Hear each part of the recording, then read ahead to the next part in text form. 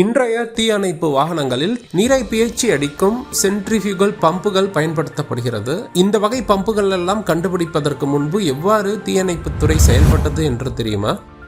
ஆரம்ப காலங்களில் bucket brigade என்று பலர் இணைந்து வாளிகளில் தண்ணீரை எடுத்து வந்து தீயை அணைத்தனர்.